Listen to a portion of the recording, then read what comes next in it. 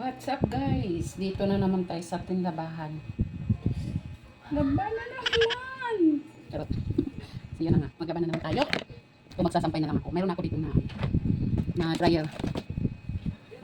Inuna ko to para mapagda ko na ito na. Ito yung trabaho na isang magulang. Walang katapusan. Sinundan ang redit nito. Puro lahat ng magulang. Basta tuloy na yung mga bata. Naman talaga natin alagaan.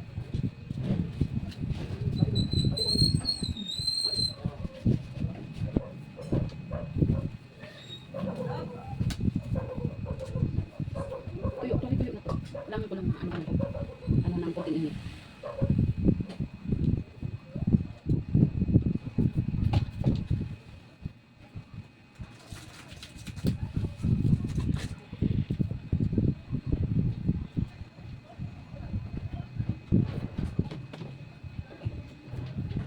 Hindi na lang ito nabakan ko kasi naglaba ko ng Merkulis. Isabado pa lang ngayon. Kaunti na lang.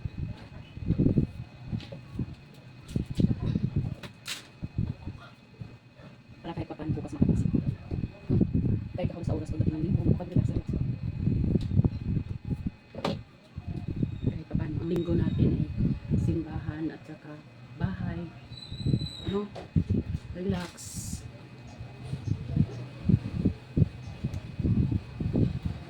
Yun yung maganda, di ba? It's a family day. Linggo. So, tabi mo na ang mga trabaho. Pero minsan nagtatrabaho pa din ako. Kailangan. Basta't matatapos na lang magsimba. Tapos kunting relax. Karapatan din natin mag-relax mo. Kasi hindi pwede yung tuloy-tuloy lang. Diba? Makina nga napapagod, nasisira. Ano pa kay katawan natin?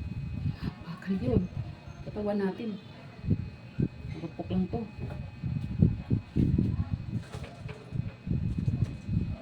Sabi nga nila, huwag abusuhin ang katawan.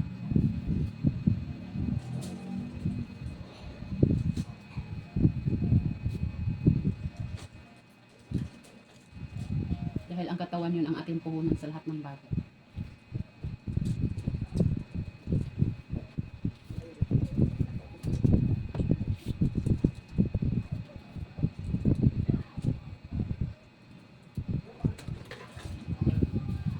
Dahil kapag inabuso natin ito, paano tayo aasin sa char?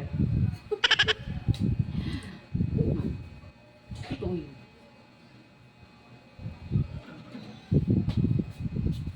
Paano kung abusuhin natin? May masyado nga tayong nilalagari natin ang katawan natin. Paano kung ang kita natin ay mapunta lang naman sa ano? Gaya ko, experience ko yun sa sarili ko.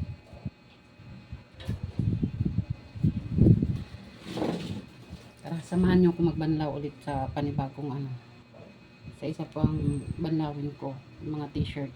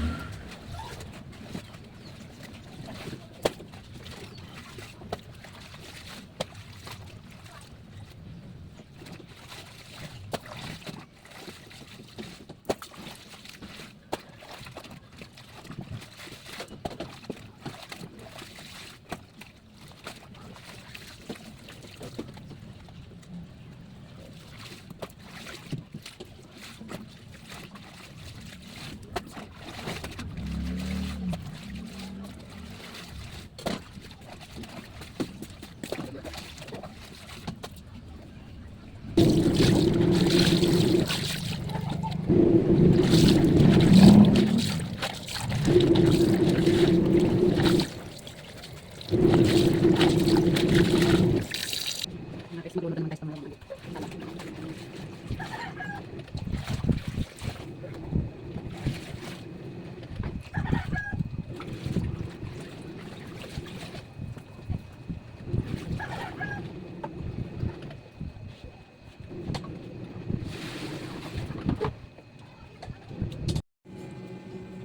Ito na yung pangalawang sampay. Ay, buhay. Ang buhay.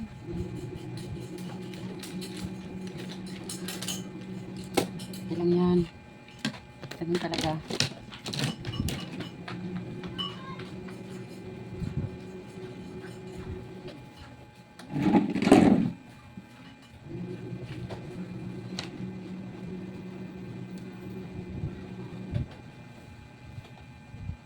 Buti nga ngayon, maglaba tayo. May ano tayo na. Gagamit tayo na washing machine. Tapos di ka na mahirapan magpatuyo. Para sa panahon noon. Naalala ko yung kung saan namin isampay yung habang nasa ilog kami. Sasampay namin yung ano sa kung saan yung hipok na damo. Kung sino sa inyo nakaranas ng ganyan. Yung habang nagbabanlaw ka dun sa ilog. Yung ibang nabanlawan mo na. Sampay mo doon sa nag-uumpok na ano, sa tabing ilog. Nag-uumpukan o kaya minsan yung iba naman may gumagawa ng sampayan sa tabing ilog. O, iuuwi mo yung iba mong sinampay. Tuyo na. Kadalasan sa probinsya yung buhan. Yung buhan talaga ang laba. Lalo na pag malayo. No? Malayo ang ilog. Pero ngayon daw ano, kadalasan naman ano na. May mga gripo na ang bahay-bahay. Kaya labas ng bahay.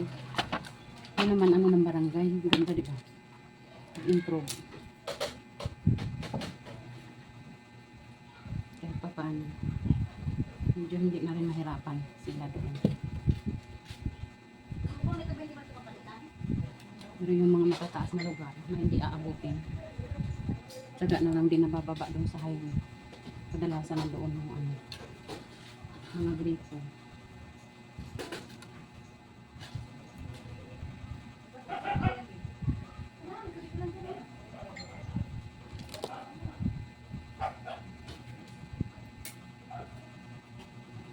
Kasi mga labahan namin, hindi naman masyadong pawis lang. Lalo na yung alaga namin. Pawisin.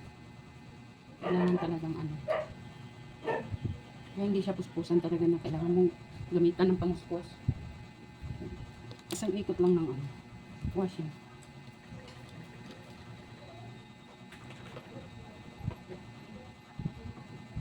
Medyo maano lang dito. Marami-rami yung syempre yung aming papang kasi araw-araw, sagat na yung mga alikabok. Kaya nasalasangan siya araw-araw. Yung pinakaayaw ko yung mga ganito maliliit. Oo. Nabali maglaba ako ng medyo mga t-shirt. Sa mga pantalon naman, sa pag kaya yung mga pantalon ni Papang, mga ano lang yung pinapabili ko sa kanya, mga malambot. Hindi ang mahirapan din magpiga kapag wala siyang time na matulungan ako maglaba. Pero naman pag may time naman yun, siya yung nagbabalaw sa mga mga malalaki. Kapag alam niya naglalaba ako ng mga sapin sa foam, babanlaw muna yan siya bago siya kumot. Banlaw muna siya bago siya magbiyahe. Kasi siya din naman mahirapan. Sasakit ang katawan ko hilot din siya. Ganun lang yan. Minsan binibiro ko nga yan, i-interview kasi. Matawa na lang siya pag sinasabihan ko ng ganun. I-interview ka kasi, tsaka kaasawa ka ng matanda sasabihin niya, nang aasar pa. Ganun lang ang buhay. Huwag laging seryoso. Haluan mo rin ang huwag yung palaging negative ang nasa isip. Huwag palaging reklamo sa buhay. Reklamo ng reklamo. Wala namang ginagawa. Panahon ngayon, hindi na tayo dapat magreklamo. Kumilos na lang sa abot tayo. Kasi magreklamo ka na rin. Wala namang mangyayari. Kung magreklamo ka ng magreklamo, di ka kikilos, kumilos ka. Yung iba pa. Diba? Tabi-tabi po. Yung iba pa dyan sisihin pa yung gobyerno.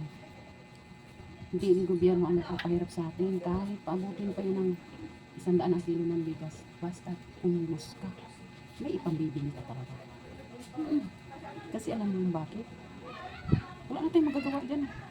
Kahit sino pang ilalagay natin dyan. Dahil ang tataas yung sweldo pero ibababa din yung Tsaka mahirap na makikipag-ano ka pa. Diba? Kapayo ko lang sa mga nagre-reklamo dyan. Kilos.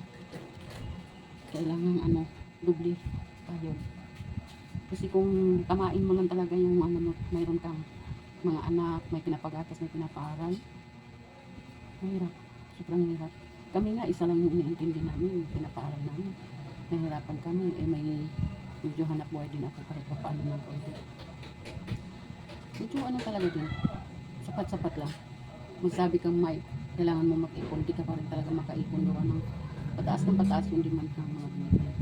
Kaya magagawa ka ba? Kung magreklamo ka, pumilos ka na lang. Pumilos na lang. Kasi ganun talaga ang buhay. Hindi na natin maibabalik yung presyo noon kasi ang presyo noon mababa pero ang sahod mababa din. Ganyan lang yan. Mabalance lang yan. Kaya kailangan lang talagang kumilos. Huwag magreklamo. Ang importante kumilos. Hanggat sa makakaya ka. So, yun na nga guys, babay na. Dito na nagtatapos ang ating paglalaba. Ito mga malamig, mga tuyo na to. Meron pa ako ditong hangir pero kain daw muna kami kasi mga oras na Oy, hi kayo. Hello. Hello. Bye-bye. Like and subscribe. Bye-bye. Bye-bye.